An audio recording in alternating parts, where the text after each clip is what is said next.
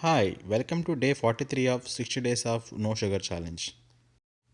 For morning breakfast, I had the avocado toast. The avocado toast is really easy to make and it tastes really good.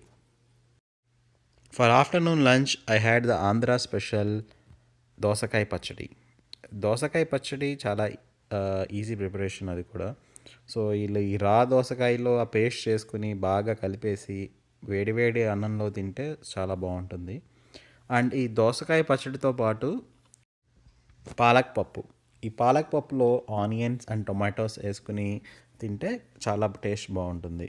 So ఇది నా total plate అనమాట. So hot rice with palak పప్పు and దోసకాయ పచ్చడి and ఫినిషింగ్లో మంచి చల్లటి పెరుగు అన్నంతో ఎండ్ చేశాను అనమాట. నైట్ డిన్నర్కి ఈ రెడీమేడ్ దేశీ రోటీస్.